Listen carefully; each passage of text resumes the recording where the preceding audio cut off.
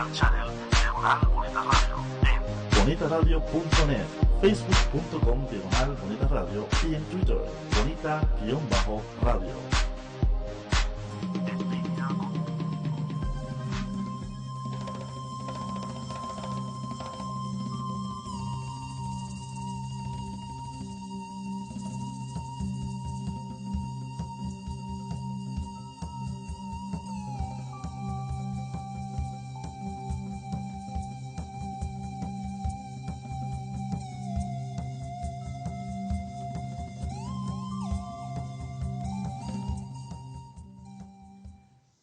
Saludos, muy buenas tardes en Puerto Rico desde San Juan, son las 5 de la tarde y en Sydney, Australia son las 7 de la mañana. Aquí le habla Juan Carlos Rivera Ramos, alias Juanqui, y Miguel Rodríguez Casella, quien está en Sydney, Australia. Saludos, Miguel, ¿cómo estamos? Saludos, acabadito de despertar, pero listo para empezar. Muy bien, con café en mano. Tenemos hoy un programa especial, estamos muy contentos, tenemos un invitado con nosotros, tenemos a José Alberto Cabán Torres, alias Chago, quien es africanista y babalao. Chago, entre otras cosas, es el doctor en estudios africanos del Colegio de México, profesor en humanidades y en ciencias sociales en el recinto de Calley y el recinto de Río Piedras de la Universidad de Puerto Rico, y autor junto a Luis Lugo Amador del libro ¿Es posible lo africano? Así puesto en preguntas, reflexiones sobre el pensamiento sobre lo africano, el discurso sobre lo africano, tanto en el discurso europeo y eurocéntrico, y otras discusiones más. Además, ha publicado varios artículos relacionados al tema específicamente de la santería y de otras relaciones con África y Puerto Rico. En el día de hoy, nosotros hemos querido hacer un programa dedicado precisamente a las religiones afroantillanas y cómo estas religiones se practican y se viven en la ciudad, específicamente en Puerto Rico. Quisiera poner un contexto, y es el contexto de la hegemonía, o digamos la supuesta hegemonía judeocristiana en Puerto Rico, y cómo, y hoy precisamente en estos días yo creo que eso se ve a leguas, cómo digamos el discurso judeocristiano se asume como el único posible dentro de lo que son las espiritualidades y las prácticas religiosas en Puerto Rico. Cuando uno ve la prensa, cuando uno ve las discusiones en la radio, y sobre todo en estos días que han habido unos proyectos de ley muy importantes relacionados a la equidad, se asume que todos los puertorriqueños y las puertorriqueñas somos cristianos. Un poco con ese contexto, nosotros quisiéramos traer entonces una discusión sobre religiones que se han asumido desde diferentes perspectivas como subalternas, o como, digamos, clandestinas o invisibles. Así que tenemos a Chago para que se una, digamos, a esta discusión. Bienvenido, Chago. Gracias un millón, buenas tardes a ti, Juan, y a ti, buenos días, Miguel, en Australia. Estoy bien contento de estar con ustedes, agradezco muchísimo que me hayan invitado y esperemos que mi presencia pues sea de ayuda, digamos, en el transcurso de este programa. Muy bien. Chago, cuando hablamos de religiones, digamos, una manera que nosotros hemos pensado esto es la posibilidad o no de describir a la santería o las religiones afroantillanas como religiones subalternas. ¿Tú crees que ese tipo de categoría describe la realidad, o tal vez podríamos hablarle de otra manera, cuando se asume, digamos, una hegemonía cristiana o judeocristiana? Yo creo que el tema de la subalternidad es un tema dual, digamos. Por un lado, evidentemente, hay unas realidades que histórica, social, en términos contextuales, se pueden entender como subalternas, pero también lo subalterno puede ser una cuestión de visión y de mirada. Así que en el primer sentido, digamos, pues evidentemente sí. Las religiones afrocaribeñas, por su desarrollo histórico, contextual, en el lugar donde se desarrolló, los lugares donde se desarrollaron, evidentemente podrían llamarse subalternas. Sin embargo, en términos de la visión que se tiene desde esas religiones, pues no siempre hay una conciencia, digamos, absolutamente clara del panorama en términos de las relaciones de poder. Es decir, no quiero decir que no exista, pero yo no creo que haya demasiados santeros, babalaos, o paleros, o abacuajos, o lo que fuera, que estén absolutamente conscientes de lo que significa su subalternidad en un contexto determinado. Así que evidentemente hay ojalá me esté explicando, es decir, evidentemente hay una cuestión subalterna por el desarrollo histórico de estas religiones y por la pretendida hegemonía de la lógica judeocristiana, más cristiana que judía, pero judeocristiana. Sin embargo, y repito, desde las religiones afroantillanas, afrocaribeñas, sí hay un grupo de personas, entre por ejemplo los que me incluyo, que entendemos y nos concebimos como practicantes de religiones que están desautorizadas, digamos, desde la oficialidad, desautorizadas desde la moral predominante. Pero yo y al punto que voy, no creo que haya una conciencia de esa subalternidad que sea universal dentro de estas religiones. ¿Me estoy explicando? Sí, sí. Miguel, ¿tú querías comentar algo? Sí, tengo de entrada, tengo que admitir que como uno viene de construcciones cristianas, en términos de formación y demás, que muchas a lo mejor de las preguntas o los acercamientos que uno le daría a espacios subalternos, pues vienen estructurados por esa formación previa, ¿no? Ahora, tengo una pregunta adelante. ¿Existe uniformidad, digamos, en conceptos asociados a la vida dentro de las religiones afroantillanas? O sea, ¿existen dogmas, por decirlo así? Dado que estamos viendo, pues, en las discusiones de los proyectos de equidad, pues, definiciones esencialistas de lo doméstico, de la familia, y toda una fuerza institucional imponiéndose. ¿Podemos decir que dentro del espacio de las religiones afroantillanas se da esa misma urgencia, digamos, esencialista, por definir categorías estrictas, uniformes y demás? Esa es mi primera duda así grande. Pues la verdad del caso es que, Miguel, con la palabra dogma aclaraste mucho el panorama, porque precisamente desde hace una buena cantidad de años atrás yo vengo insistiendo en que estas religiones afrocaribeñas no son dogmáticas, digamos, funcionan fuera de la lógica del dogma. Y cuando digo que funcionan fuera de la lógica del dogma, es que no hay tal cosa como verdades universales aplicables a todos y a todas por igual. En el caso de la regla de Ocha o santería, por ejemplo, hay reglas, hay cuestiones morales y éticas que le aplican a una persona por su destino específico, por cómo la adivinación, por ejemplo, se ha referido a esa persona, pero esas categorías o esas especificaciones no necesariamente le tienen que aplicar a otra persona. Así que, digamos que, para empezar, la ausencia de dogma ha sido una de las características fundamentales de las religiones afrocaribeñas, y no solamente ausencia de dogma, sino que esa precisa ausencia de dogma es la que permitió que estas religiones se desarrollaran en contextos terriblemente hostiles. Porque si en un contexto hostil, de alguna u otra manera, estos dogmas se hubieran querido mantener fijos, férreos, incambiables, inmutables, eso probablemente hubiera significado la desaparición de estas prácticas religiosas en contextos en donde de entrada se entendían como prácticas religiosas asociadas con esclavos y esclavas, es decir, con un estrato social el más bajo, digamos, de la base, y que como tal era un estrato social que se entendía como, en la sociedad esclavista, como cercano a la condición de bestia, y no había que, de alguna u otra manera, no había que prestarle atención. Okay. Y te pregunto, o sea, estaríamos hablando entonces de una ética elástica, sabiendo que esos son conceptos le pueden resultar antipáticos, no digo yo a la tradición judeocristiana, sino a la visión occidentalista de la ética. Definitivamente es elástica, maleable, poroso, ¿por qué no? Fluido, transversal, de hecho.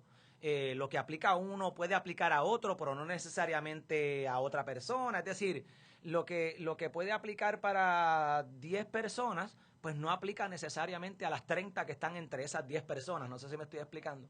Entonces, ¿y eso suena a posmodernidad? Eso es, lo lamento, pero es que así es que es decir, es así.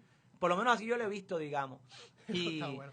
y esa cuestión del dogma, y repito, fue la que permitió que estas religiones se desarrollaran, tomaran prestado de otras religiones, incorporaran, desecharan, etcétera. Es interesante. Déjame que te interrumpa. Sí, Una muestra, Por eso estás aquí. una muestra clave de la ausencia de dogma es que, si te das cuenta, tanto Miguel como Juan, si se dan cuenta, una religión que tiene dogma, pues tiene también generalmente lugares específicos, ahora sí hablando de espacios, que resulta ser espacios de carácter gregario, es decir, donde la gente se va a agrupar. Pensando en las religiones del libro, como le llaman, pues estamos hablando de la mezquita, de la sinagoga y de la iglesia. En este caso, y para ir entonces a unir el tema con la discusión, en este caso, la ausencia de dogma hace que la espacialidad ritual, en el caso de muchas de estas religiones, no todas, pero muchas de estas religiones afrocaribeñas, también sea una espacialidad movible, digamos... Portátil. Sí, portátil, como tú lo usabas en el mensaje, claro, nómada, ¿por qué no? Nómada, de un lado para otro, y esas espacialidades rituales van a depender en gran medida de cómo el conjunto de relaciones entre iniciados e iniciadas se lleva a cabo para determinar cuál es el espacio que van a utilizar como espacio ritual y cómo se va a preparar ese espacio para llevar a cabo esos rituales. Interesante. O sea que esto es interesante porque recuerda los primeros días de los cristianos, cuando existían también Claro, tipo de condiciones claro. subterráneas, literal y conceptualmente. Evidentemente. Y también tenían que existir y dejar de existir en el espacio de manera estratégica. Es el cristianismo primer siglo, segundo siglo, tercer siglo. Después del cuarto siglo, concilio de Nicea en adelante, y después del quinto siglo, después de la caída del Imperio Romano de Occidente, la institucionalización férrea va a ser la norma, digamos, más característica, ¿no? Pero en este caso es básicamente lo que tú has dicho. Él rememora muchísimo estos primeros cristianos que van de un lado para otro y que esa espacialidad se convertía en ritual donde los agarrara. ¿Me estoy explicando? Exactamente. Sí. Y que manejaban los símbolos de manera distinta. Claro. Mira, qué bien, qué bien. Y pregunto un poco para educarme yo también. Parte de esta flexibilidad o propensión a existir de una manera informal en el espacio y tiene que ver con que no existe una deidad central que domina sobre las demás. O sea, el concepto de deidad dentro de las religiones afroantillanas, afrocaribeñas, ¿cómo se maneja? Sí, ¿Qué influencia o qué relación tiene con esta otra concepción del uso del espacio o de la ritualización del espacio de manera informal? Es interesante eso de la deidad suprema, como se le llama también a veces, porque definitivamente todas estas religiones sí conocen, sí tienen una deidad suprema. Sin embargo, estas deidades supremas, y esto es traído mucho del continente africano en general, muchas de estas deidades supremas en el caso del Caribe no funcionan de manera activa en la vida cotidiana de los iniciados a nivel ritual. De tal forma que los dioses supremos son dioses que están apartados de la cuestión humana, o por lo menos así se imaginan, y a los que esos dioses supremos designan como los que se van a encargar de los menesteres humanos, de ese trasiego, de ese toma y dame entre el mundo visible y el mundo invisible, pues en diferentes tradiciones tienen diferentes nombres, pero que son los múltiples dioses o deidades. Es decir, en el caso de la regla de Ocha, pues son los Orichas. En el caso de el Palo Monte, pues son los Empungus. En el caso de la Sociedad Secreta Bacuá, por ejemplo, son los ñaña, los diablitos, digamos, y así por el estilo. Así que la deidad sí existe, pero no juega un papel decisivo dentro de la cuestión ritual. Y no lo juega porque se parte de la premisa de que esta deidad máxima, esta deidad suprema, constituye el todo. Y entonces, para tú relacionarte con ese todo, desde adentro del todo, ojalá me explique, para estas lógicas eso sería como una paradoja, digamos. Esto es una paradoja relacionarse con el todo estando en el todo.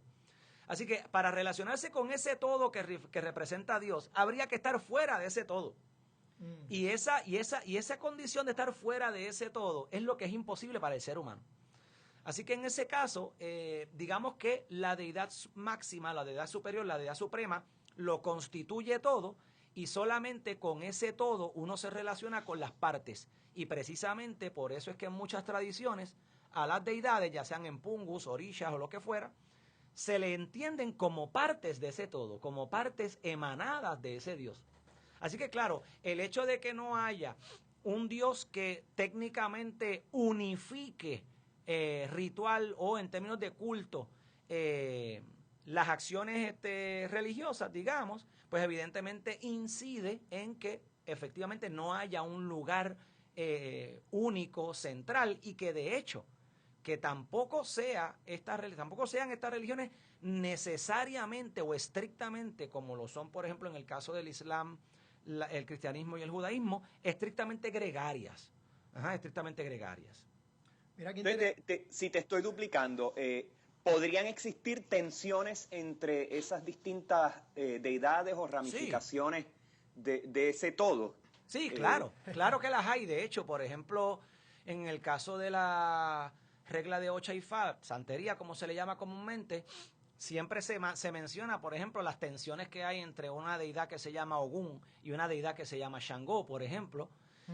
Siempre hay las tensiones que hay entre, por ejemplo, mi ángel de guarda, que es Yemayá, y Oyá, por ejemplo, que son deidades que no pueden estar cerca, que no se supone que no estén, que cuando hay un ritual y haya, por ejemplo, un sacrificio que se haga a Yemayá, pues Oyá no puede estar en ese lugar. Es decir, esas tensiones ocurren, realmente son relaciones no solamente de cooperación, sino también de conflicto, evidentemente.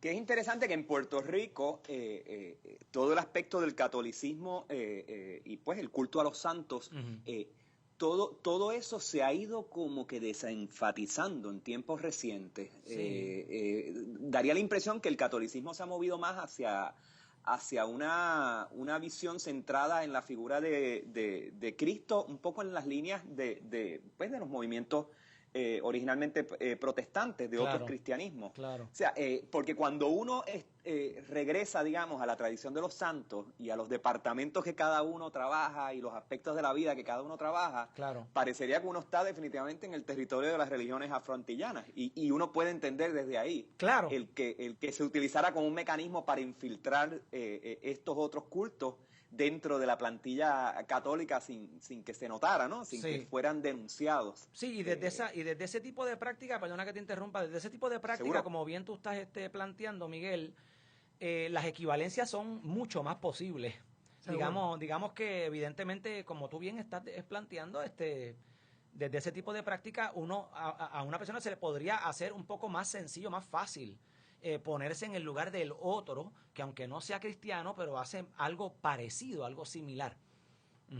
Y claro, me llama la atención de tu argumento, y claro, puede decirse que eso es común a todas las religiones, la definición de un problema espacial temporal, de una especie de tranque en el inicio de la historia, que necesita que los mortales, los que vivimos en este espacio, para regresar al todo o a lo eterno, o al espacio original, tiene que haber un ritual o tiene que haber una figura mediadora. O sea, el Cristo mesiánico no es otra cosa que alguien que viene a resolver el enredo conceptual del pecado original, de un distanciamiento físico-espacial y del comienzo de una historia por culpa nuestra. Y es casi como que la cancelación de la historia o del tiempo para regresar a lo eterno. En tu explicación veo que también hay un tranque con la idea del todo y del distanciamiento que había que asumir de él y de cómo las otras figuras son intermediarios en tratar de construir ese puente perdido. Eso me llamó la atención de tu argumento. Fíjate,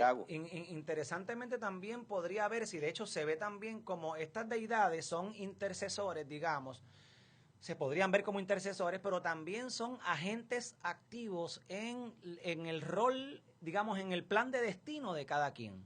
Cada quien se entiende que tiene un destino y lo va a concretar de manera general, lo va a concretar rindiéndole culto a estas deidades, en el caso de las religiones afrocaribeñas. Esto aplica bastante al caso de la religión de la santería. Es decir, cada quien se entiende como nacido con un destino, con Ori, el espíritu de la cabeza, y para usted concretar los aspectos potencialmente positivos que están ahí, pues tiene que rendirle culto a los orishas y tiene que rendirle culto a los egungun, a los ancestros. Y además, rindiéndole culto a esas entidades, pues también deja en potencia lo negativo. Así que no solamente es una cuestión de intercesión, sino también es una cuestión de ver como concreto aquello que en mi plan de destino está planteado, pero que si no hago acciones rituales, eso no va a ocurrir solo.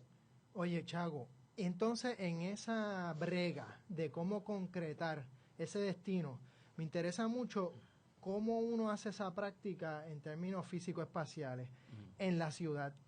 Cómo todos estos ritos que bien dices que son nómadas, que son portátiles, cómo se trabajan, digamos, en los espacios, tanto en el espacio interior de una casa o un apartamento, como en el espacio exterior, por llamarle así, interior-exterior, que esas divisiones también en algún momento pues se vuelven porosas del resto de la ciudad. Hay una, por cuestiones de tiempo, Sí. voy a dar 2, 3 ejemplos Sí. que me parece que son bastante emblemáticos. Número 1, tomemos por ejemplo la casa de un santero, o tomamos la casa de un babalao, que es lo que yo soy, un babalao. Pues el babalao en su casa va a tener un cuarto, o debe tener un cuarto, en donde se ubica el llamado canastillero. Esto también lo tienen los santeros, pero voy a hablar desde la perspectiva de un babalao. Un canastillero, que es un escaparate, un tablillero, en donde están una buena parte de las representaciones materiales de las deidades de los orishas. Con eso ya quiero decir que hay deidades que viven dentro de la casa, pero hay deidades que van a tener que vivir fuera de la casa. Ajá. Por su naturaleza, digamos, religiosa. Así que ya todo babalao, digamos, va a tener que tener claridad entre el adentro y el afuera. Okay. Ya para empezar ahí en la casa, número 1. Número 2, a través de la adivinación con el oráculo de Ifá, se le dice a la persona, es decir, el oráculo de Ifá, el que lo controla, Orúnmila, que es el orisha que contiene la sabiduría, digamos, oracular, es el que le va a comunicar a la persona si, por ejemplo, tal o menos cual ritual se realiza dentro de la casa, fuera de la casa, al pie de tal árbol, al pie de tal cuerpo de agua. ¿Me estoy explicando? Generalmente los babalaos hacemos un ritual que se llama Ebó. Y el Ebó es un ritual que se hace sobre una tabla de madera,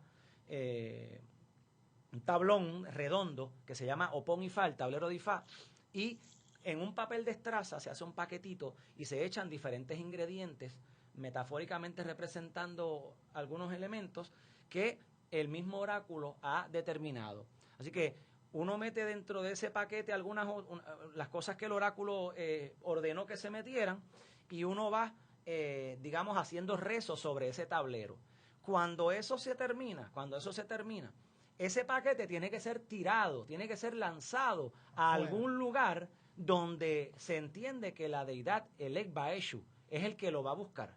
Eshu o Elegua es una deidad que se encarga de transportar. Entre otras cosas, él transporta, lleva de un lado para otro.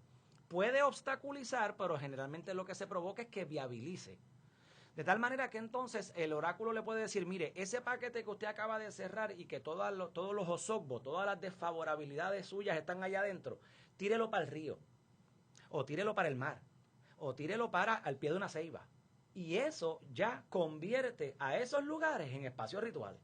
Exactamente. En espacios rituales. Claro, obviamente, eso puede, y en el caso de la ciudad, pues puede ser en una casa abandonada, Ajá. en una esquina, Eso mismo. en un cruce de 4 caminos, en el techo de una casa abandonada. O sea que si tú estás caminando por la calle, tú como babalao, tú de repente identificas un trabajo. Se puede ver y lo identificas, versus uno que no está iniciado en la religión, camina por ahí como si eso fuera, digamos, un lugar cualquiera. Exactamente. O sea que sí podemos hablar de unas cartografías otras que conviven con la cartografía o el recorrido general, digamos, en la ciudad.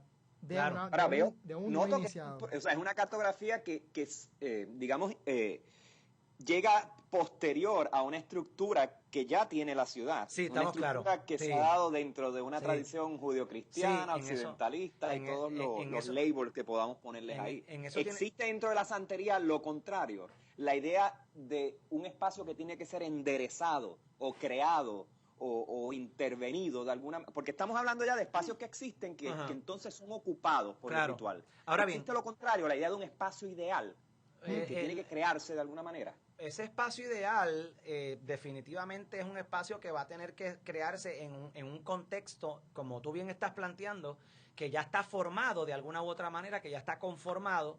Sin embargo, esa pregunta que tú me haces me permite, quizás no la responda exactamente, pero me permite abundar en lo que es un concepto que la religión de los orichas funciona con el nombre de Igbodu. Igbodu. Igbodu significa técnicamente vientre de la madre. Vientre de la madre. Generalmente, en el caso de África Occidental, ese espacio ritual es, y en el caso del Caribe también, es donde se inician personas que eventualmente van a ser llamados como santeros, santeras o babalaos. Ahora bien, ese Igbodu originalmente en África era dentro de un bosque, era una cueva dentro de un bosque. Entonces, en el caso del Caribe, esa cueva dentro de ese bosque se ha trasladado, que de hecho ese es el espacio que tú estás hablando, Miguel, se ha trasladado simbólicamente al cuarto de una casa en una urbanización. Al espacio interior. Al espacio interior. Doméstico, entre comillas. O al caso de un lugar donde el Transformado. conjunto de relaciones diga, mira, este es el lugar que vamos a utilizar como Igbodu. Hay que ritualizarlo, hay que hacerlo, hay que conformarlo a partir de ciertas reglas, y una vez esté conformado, entonces allá adentro se puede dar el ritual de iniciación. ¿Me estoy explicando? Sí. Así que definitivamente un espacio otro que podamos buscar, que podamos encontrar, un espacio otro que se encuentre no se sabe dónde, pues realmente no. Pero ese espacio original del Igbodu, de la cueva dentro del bosque, que en principio fungía como, digamos, seno o localidad de la acción ritual iniciática, sí se puede alar, se puede aprehender con H, es decir, se puede agarrar y se puede traer simbólicamente a donde el conjunto de relaciones de iniciados diga que se va a establecer. Es interesante que traes la noción de la cueva en el bosque, porque en la tradición del templo clásico, estamos hablando desde la Grecia antigua, se habla de una cueva original en el bosque, que es lo que el templo griego recrea. Claro. O sea, la idea de un interior sagrado rodeado de columnas no es otra cosa que la cueva, el interior de la cueva, también con los vínculos desde el neolítico a la idea del vientre de la madre y demás, rodeada de las columnas que son pues los árboles del bosque. Claro. Ahora, en nuestra tradición del espacio, y estamos hablando nuestra Caribe, leyes de India y demás, el espacio público central que trae ahí pues la tradición romana del ágora y demás, del foro romano, es el lugar donde se dan los dos ámbitos simbólicos, el poder civil y el poder religioso. Claro. Y ahí aparecen los dos objetos simbólicos, uno al frente o al lado del otro. O sea que hay toda una intención de movernos desde el mito fundacional de la religión, la cueva en el bosque, al espacio público, ahora entendido no como un lugar de participación democrática necesariamente, sino de vigilancia policial. Me pregunto, dentro de la santería, ¿existe una noción así de policía moral o institucional de las conductas que busque de alguna manera usar el espacio como instrumento para llegar a esa jerarquía soñada, a ese orden ideal? O sea, ¿existe esa obsesión controladora? Es mi pregunta. Bueno, con respecto a las conductas, no digo yo con respecto a lo que es el destino individual de cada persona. Obviamente, mucha gente, iniciados, iniciadas, santeros, santeras, babalaos, pues sí, evidentemente están preocupados o están, digamos, continuamente pensando en lo que debería ser el correcto comportamiento, digamos, de un santero, una santera, un babalao. Y eso pasa. Sin embargo, no hay tal cosa como una institucionalización de ese furor, digamos, de ese control, exactamente. No hay tal cosa como una institucionalización. ¿Y será eso porque no llegaron a dominar Sí, porque no han sido... digamos, la idea de un Estado civil? Claro, porque yo creo que... Donde la religión fuera oficial y Seguro. demás. Yo venía con ese comentario un poco antes de cuando hablabas tú anteriormente, porque evidentemente pensar el espacio desde otra perspectiva, en términos religiosos, implicaría dos cosas mínimamente. Número uno, que ese otro religioso, esa otra edad religiosa, de alguna u otra forma se convirtiera en hegemónica, o, que esto sería lo fantástico, pero a ver si pasa, que esa otra edad religiosa deje de ser otra edad porque ya la idea misma de otra edad en sociedad no tenga sentido porque se ha llegado a una pluralidad, digamos, saludable. Entonces, donde digamos, o sustentable, donde digamos que cada manifestación pues tiene o tendría la posibilidad de, ¿por qué no?, alterar, mancillar, modificar el espacio que originalmente fue pensado, por ejemplo, desde las lógicas judio-cristianas hacia su propia realidad. Ahora, interesantemente creo que desde el año pasado, el concilio de Babalao Jomó Orisha de Puerto Rico no solamente ha estado reuniéndose para llevar a cabo rituales propios de los Babalaos, como por ejemplo la apertura del año, la apertura de este año 2013 se realizó con mucho éxito, el primer día del año la hicimos en Carolina, pero este concilio también se está reuniendo de manera, digamos, constante y está también preocupado por elaborar un tipo de reglamento en donde se estipule como santero, santera, Babalao, qué es lo que usted debe hacer y qué es lo que usted no debe hacer. Y este tipo de esfuerzo lo que busca es otorgarle mayor, digamos, uniformidad, quizá homogeneidad, a una práctica religiosa que sobrevivió porque era heterogénea y era diversa. Entonces, ¿y cómo tú te posicionas frente a una iniciativa así? Fíjate, es interesante porque realmente los que están en el concilio Morisha son mis amigos, son mis hermanos, y yo los aprecio muchísimo y todo, y realmente es un esfuerzo tremendo, y hay grandes sabios de Ifá en ese concilio. Sin embargo, yo seguiré pensando que tratar de meter en una horma, en un molde demasiado justo, demasiado fijo, a una práctica religiosa que precisamente sobrevivió por su dinamismo, podría ser perjudicial eventualmente. Así que yo creo que en este caso podría ser perjudicial. Si no lo es, pues qué bueno, pero podría ser perjudicial. Porque eso entonces equivaldría o llevaría a la situación de que en una situación en donde tengamos que hacer una excepción a una regla, pues entonces, por no quererla hacer, pues entonces ese ritual o esa práctica o ese modo de proceder religioso se encuentra en peligro. Y es que las dinámicas culturales que enmarcaron, digamos, el desarrollo de religiones afrocaribeñas fueron dinámicas no solamente de resistencia, también de transgresión en el sentido de, desde mi punto de vista, desde mi presencia, actúo. Y no es que transgreda para superar o rebasar, sino que dentro de mi misma acción provoco que esos límites que de alguna u otra forma me quieren controlar aparezcan.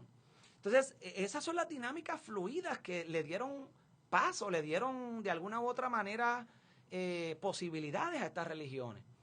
¿Y hay proselitismo dentro de las religiones afrocaribeñas? O sea, ¿hay la intención de buscar adeptos, de convencer, de ampliar su espectro de dominio, su audiencia? ¿Hay eso? Se supone que no. Se supone que no. Estas religiones no son proselitistas. De hecho, tan es así que para usted, por ejemplo, y hago la salvedad con gente responsable, para usted, por ejemplo, acceder a un sinnúmero de iniciaciones, pues usted tiene que básicamente en ocasiones pasar la zarza y el guayacán, es decir, te va a ir fuerte porque te van a probar a ver si realmente eres una persona digna, apta, en términos morales, en términos éticos, en términos de la responsabilidad y el compromiso para llevar a cabo estas iniciaciones. Así que no hay tal cosa como un proselitismo. Obviamente, como en toda religión y como en todas las religiones, evidentemente pues ocurren cosas que realmente no son las cosas que más agradan, digamos.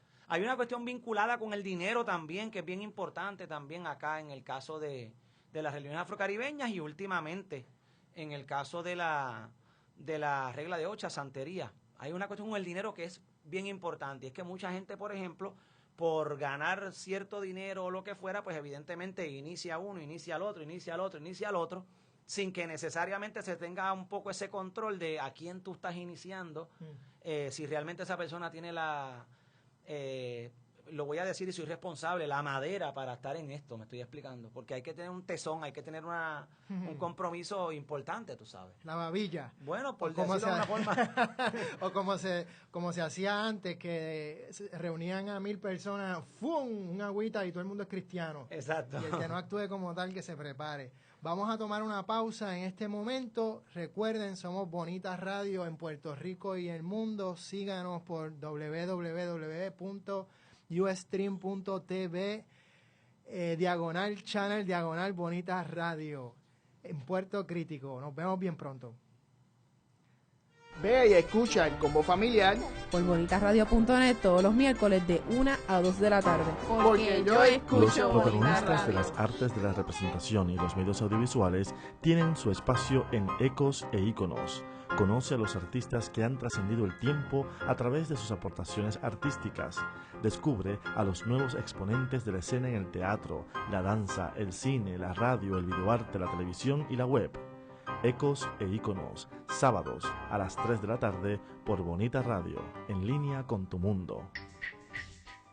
Sinestesia, un espacio dedicado al cine, moderado por Chemi González, Eyeli Cruz y un grupo de colaboradores entusiastas del séptimo arte. Sinestesia explora diferentes puntos de vista de películas independientes, comerciales, nacionales, internacionales, documentales, ficciones, animaciones y de todo índole. Descubre un cine que se nos presenta como estímulo los jueves a las 4 de la tarde por Bonita Radio, en línea con tu mundo. Y aquí estamos de vuelta en Puerto Crítico con Chago, Sí, por favor. babalao y africanista José Alberto Cabán Torres. Chago, Antes de sí. que me hagas la pregunta, quiero aclarar Sí, una por cosita. favor. Y Miguel, estás por ahí, ¿verdad? Sí, Mira, siempre. hay una cuestión importante en términos de la espacialidad, y es que vuelvo un poco a la cuestión del dogma. Aunque en estas religiones afrocaribeñas el dogma no es algo que juega un papel predominante o fundamental, ciertamente debo decir que, y por ende la cuestión gregaria, tal y como se entiende en las llamadas religiones del libro, pues no ocurre como tal, de manera estricta. No significa que no se reúnan, no significa que no ocurran estas uniones, estas reuniones. Claro, los tambores y los Ajá, santos serán. y no significa que no haya lugares a los que los iniciados recurren. Y me voy a explicar. Digamos que una persona que sea santero o santera, babalao, pero sobre todo santero o santera, y tiene ahijados o ahijadas que son también santeros, santeras, han recibido collares o han pasado por un XYZ ritual, pues evidentemente esos ahijados entienden que la casa de su madrina o de su padrino es el centro ritual más importante, es la llamada casa de santo. En el caso del Palo Monte es la llamada Munanzo Ganga. Munanzo Ganga es donde habitan los poderes, las representaciones materiales de los empungus de la persona que inicia a otros, del Tatankisi, del iniciado de mayor jerarquía. Y en el caso de las sociedades secretas abacuá, hay unas casas que se llaman tierras o naciones o plantes, que son lugares de encuentro, pero no son lugares de encuentro en términos que cada domingo a las 11 hay la necesidad de que todos los abacuás de Cuba se reúnan. No, esto está disperso por toda La Habana. Hay un montón de casas de abacuá en La Habana. En el caso de las casas de santos, que son las casas de las personas, donde los santeros, santeras, babalaos viven, pues hay tantas casas de santos como, me estoy explicando, como casas donde vive la gente, me estoy explicando. O sea que... Digo, si te duplico es que no hay un concepto de monumentalidad entonces dentro de definitivamente de creo que afrocaribeñas. ahora sí que como... O sea, no hay una intención de tratar estas casas o estos lugares de una manera especial. Lo que las hace especial tiene que ver más con unas narrativas, digamos, íntimas, compartidas. Claro, por los mismos entes. exacto. Con Yo las creo relaciones. que ahí como arquitecto y tú como sociólogo urbano, Juan, pues ahí se votaron en el sentido de que definitivamente tal cosa como la monumentalidad o esa centralidad en la lógica del espacio, pues ahí, no. A eso es lo que voy, que eso es lo que no hay. Otra cosa que a mí me llama mucho la atención son las temporalidades. Es decir, cómo vivimos diferentes tiempos en la ciudad. Y desde una perspectiva santera, por llamarle así, me parece que también hay unos tiempos bien importantes. Claro. Recuerdo en un momento, y perdona por usarte a ti de ejemplo, Chavo, Adelante, pero adelante. Primera y última, por favor. estabas haciendo la iniciación del Illaboraje, que eso creo que dura un año, hay unos momentos durante el día, y aunque yo no sé si esto, tú puedes compartir cosas, pero hay cosas que no se pueden hacer, hay cosas que sí se pueden hacer, hay cosas que el oráculo indica cuándo se puede, cuándo no, por tu bien. Así que hay todos unos entendidos de horarios y de tiempos que son muy distintos al horario, digamos, del mercado o al horario de algunas iglesias. Pues, por ejemplo, cuando uno se hace santo, como se le llama, cuando uno pasa por el ritual de hacerse santero o santera, pues mira, técnicamente esto evidentemente se practica ahora, creo que muy poco, pero técnicamente tú no deberías estar afuera de la casa después de las 6 de la tarde. Y es que las 6 de la tarde es un horario bien importante porque es la hora donde, en nuestra creencia, es la hora en la cual los orichas se retiran de la tierra y lo que va a dominar sobre la tierra es el poder de los ancestros. Okay. De tal forma que como usted está iniciado en el culto a los orichas, pues usted guárdese. ¿Me estoy explicando? Yeah. Usted guárdese. Eso es una regla, por ejemplo. Claro, hay gente que obviamente se hizo la iniciación, pasó el Cariosha, el ritual del asentamiento del santo, y trabaja de 10 de la noche a 5 de la mañana. Pues ni modo, va a tener que trabajar de 10 de la noche a 5 de la mañana porque tiene que salir. Esto vino a la vida de uno para componer, no para descomponer, ¿no? Pero digamos que técnicamente o ritualmente hablando, de donde viene esto, que es de África Occidental, pues no habían turnos de 10 a 5, me estoy explicando. O sea, como no habían turnos de 10 a 5, pues se entendía esta lógica como un poco más uniforme y se practicaba de manera más uniforme. Ahora, evidentemente... Ahora, ¿no contradice eso un poco el hecho de que en el espacio hay una abierta flexibilidad, no hay una intención de marcar territorio ni jerarquías necesariamente fijas, pero el tiempo sí, el tiempo se calendariza, se estructura, claro. Ahí sí aparece el concepto de jerarquía. De alguna u otra manera, quizá no jerarquía, pero sí una rigidez que sí, ciertamente ahí está, definitivamente. No hay duda alguna que es una rigidez que ahí está, y es una rigidez que está en función de cuestiones rituales, de cuestiones también, digamos, específicas que el iniciado o la iniciada pues tiene que cuidar. En este caso, por ejemplo, ese de las 6 de la tarde. Hay una costumbre también, por ejemplo, entre los babalaos, que yo he hablado con bastantes babalaos y algunos me han dicho que nunca la practicaron. Yo mismo la practiqué por 9 meses de mi vida, que es que el babalao, una vez que se hace babalao, se debe levantar todos los días a las 4 de la mañana. ¿A las 4? A las 4 de la mañana. Y entonces el babalao es una persona que tiene el deber de memorizar mucha información.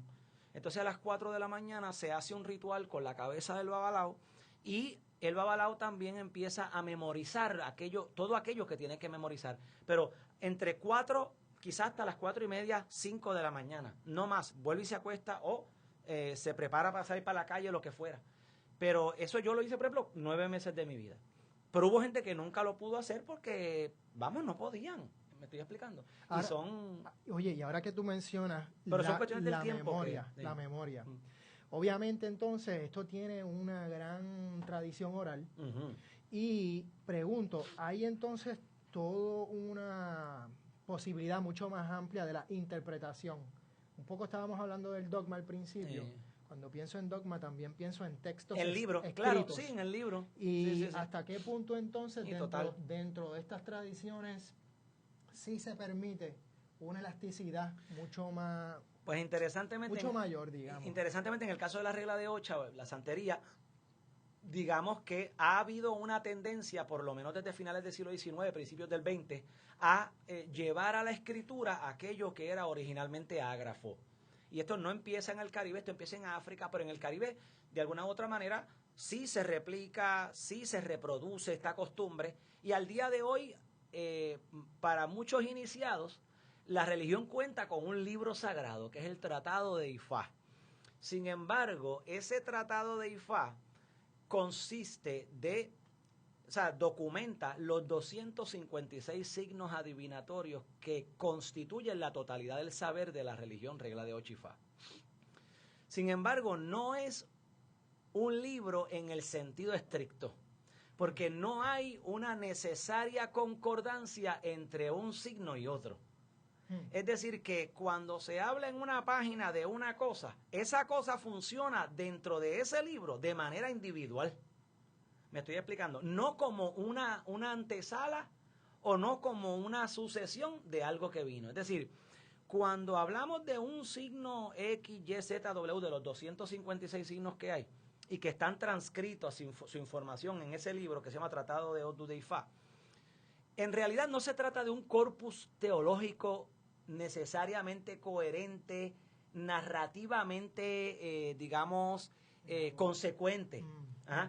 No es una Biblia. No es una Biblia, claro, eso es. No hay el equivalente en cronología, en el tiempo, en el caso de la narración, es la secuencia. O sea, no hay tal cosa como una cuestión secuencial. Cada elemento que se explica ahí funciona de manera independiente. Y eso también da, no me gusta la palabra, pero es evidencia, digamos, de que hay ausencia de dogma y de que evidentemente no se puede tomar un conjunto X, Y, Z, W de normas como las universales aplicables a todo. A sí, todo. Exactamente.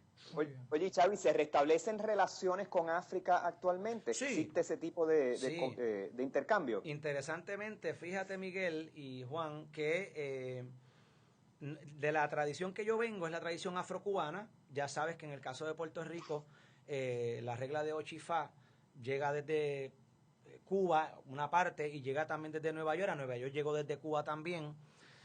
Sin embargo, una generación, cierta cantidad de personas, una generación de personas, en vez de continuar con la tradición afrocubana, pues han decidido, y esto muy en comillas, quienes nos estén viendo, ir a buscar el origen de todo esto, y ir a buscar lo puro, la fuente pura de todo esto. Pues nosotros tres sabemos que esta cuestión de la pureza en dinámicas culturales, pues esto ya bendito, esto está tan de capa caída que esto no llega, no creo que sobreviva ni de aquí a las 7 de la noche. Pero, ahí está hablando el académico, no el babalao. Exactamente. Pero digamos que... No se puede separar, aunque sí. Digamos que... Sí, eso me quedó bien judío cristiano. La insistencia, ¿no? Digamos que hay gente que ha preferido y ha optado por seguir entonces lo que se llama la vertiente africanista.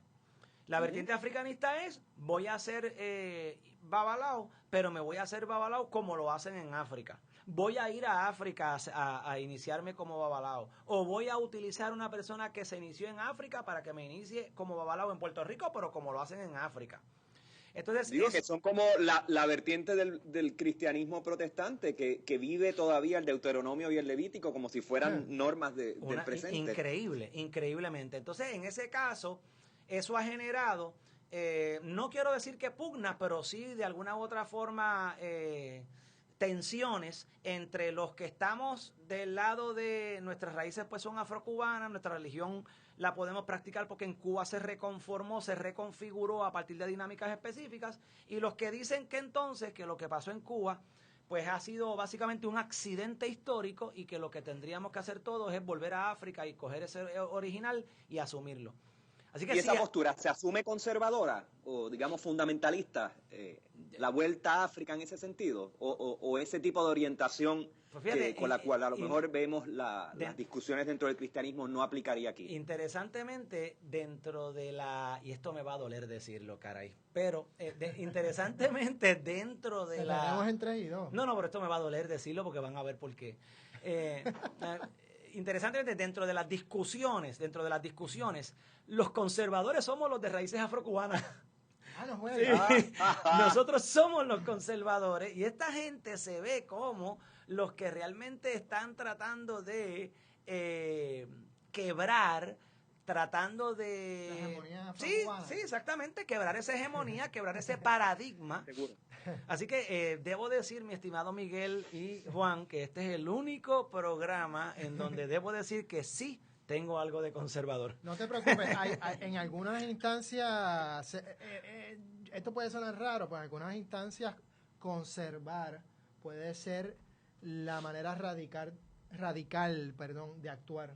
Sí, estamos claros. Digamos, sí, estamos en claros. el caso del neoliberalismo, Sí. tratar de conservar Sí, el estamos Estado claros, dentro de unos panoramas de solidaridad y de ayuda social y de democracia participativa, etcétera, pues se puede entender como conservador, pero es lo progresista, por llamarle así. Pero digamos que desde el punto de vista pues de izquierda y todo este tipo de imaginario, pues evidentemente llamarse conservador pues no refiere a eso que tú estás diciendo y realmente es preocupante. Oye, y Chago, por esa misma onda, Ajá. ¿hay separación de iglesia y Estado en la santería? Pues mira, en el caso de África no la había. En el caso de África no la había. Los reinos Yoruba, por ejemplo, aún así, después de haber llegado los europeos a África, no dividían, no separaban la lógica religiosa de la lógica política. De hecho, la lógica religiosa estaba en el centro de la lógica política.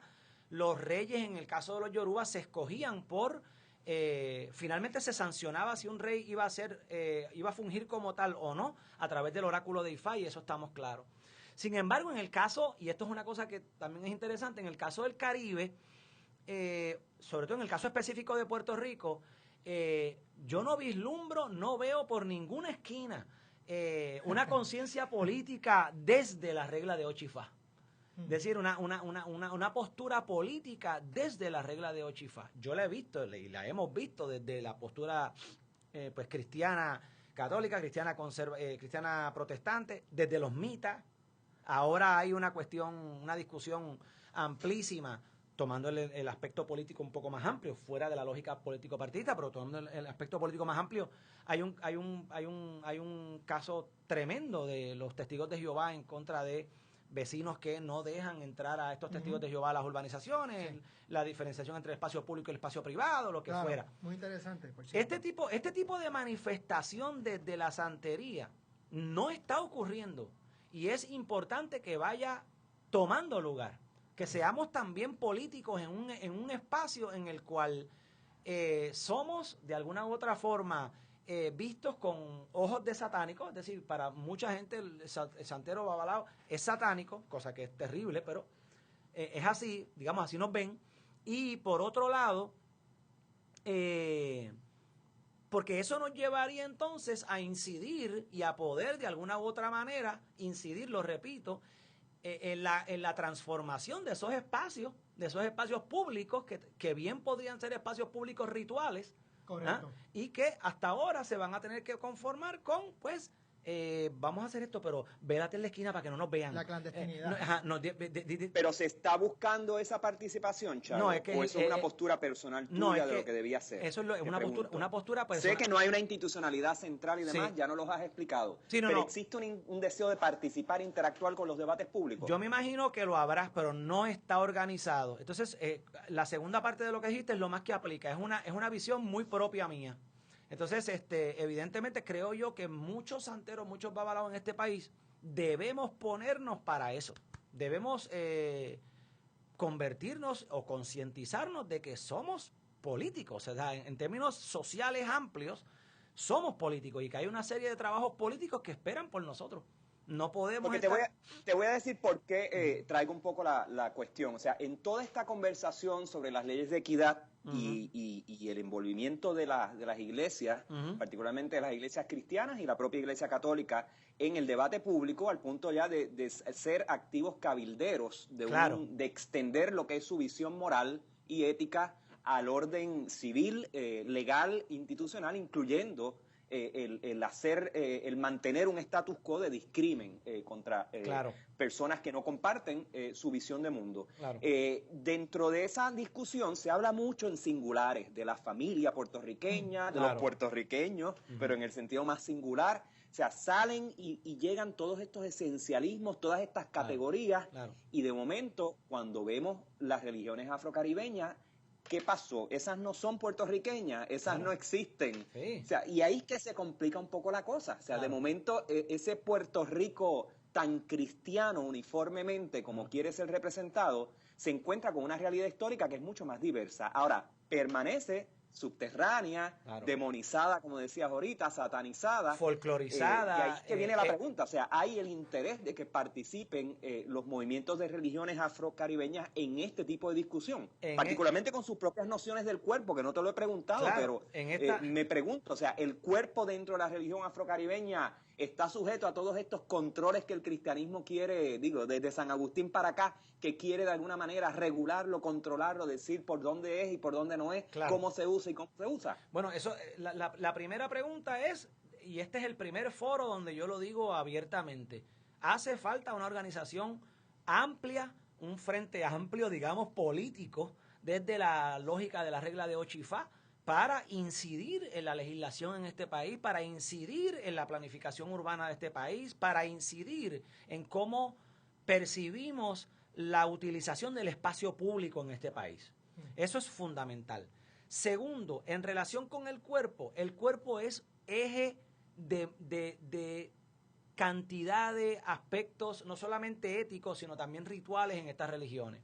Y evidentemente, dependiendo bajo qué signo adivinatorio usted esté, digamos, irradiado o impactado, y eso la adivinación es lo que lo determina, pues dependerá cómo su cuerpo también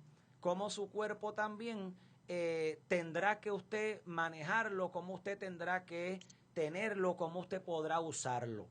Oye, pero existe esta misma relación de titularidad donde el cuerpo no es tuyo, es del Espíritu Santo y por ende tú estás aquí de inquilino y tienes que tratarlo siguiendo las normas del Espíritu Santo. ¿Existe ese tipo de noción? En este caso la idea es que el cuerpo, una vez que tú te inicias, viene a ser el templo del orisha tutelar tuyo. Y por tal razón ese cuerpo debe estar, digamos, en óptimas condiciones, técnicamente hablando. Eso es bastante amplio, Miguel y Juan, eso es bastante amplio. Yo sé que es bastante vago o laxo lo que estoy diciendo, pero para esto haría falta un programa aparte, porque es que son múltiples aspectos. Ahora sí, lo que sí puedo decir es que usted bien puede pertenecer a esta religión.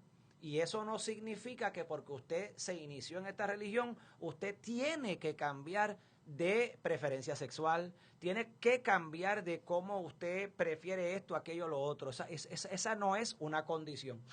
Esa no es una condición. Si esa fuera una condición, pues en este país ahora mismo no hubiesen, y ni en este país ni en ninguno, no hubiesen santeras, por ejemplo, homosexuales. ¿Me estoy explicando?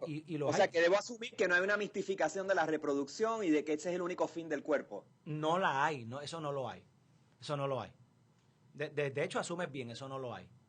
Y obviamente el cuerpo es fundamental en cómo se expresa, digamos, esa religión. El baile, claro, etcétera. En el caso del baile, en el caso del ritual de iniciación, el cuerpo es fundamental, el cuerpo es clave. Y de las partes del cuerpo, la más importante de todas es la cabeza.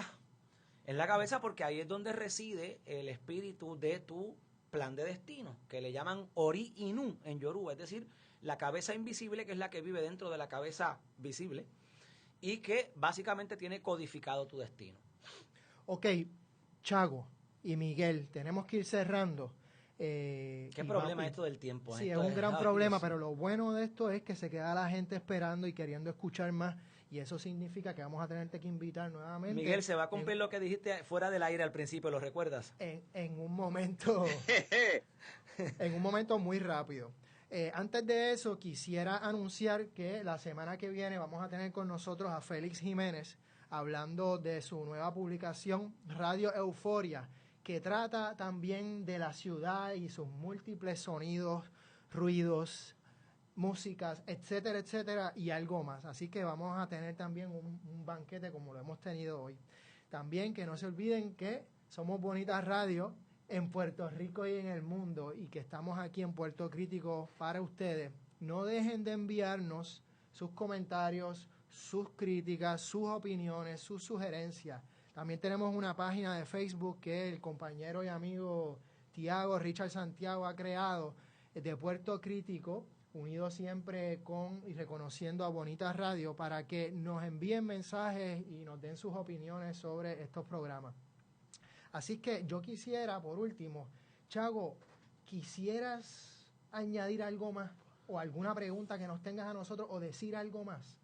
Caramba, eso me coge como Te cogí fuera de base. Muy como fuera de base, pero espero que esta iniciativa de rastrear, de un poco ubicar aquello que se sale de la norma o de lo normativo, del control, que tanto Bonita Radio como Puerto Crítico está haciendo, pues se reproduzca, digamos que continúe, y me resta por decir que estoy para servirles y espero que esto haya sido, digamos, no solamente del agrado, sino también que haya aportado un poco a la comprensión de estas dinámicas rituales en el espacio urbano.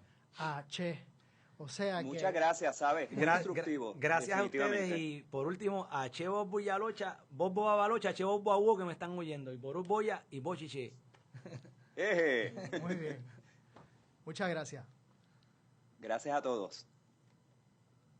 Somos Bonita Radio. Síguenos en youtube.tv diagonal channel diagonal Bonita Radio, en bonitaradio.net, facebook.com diagonal Bonita Radio y en Twitter Bonita-radio.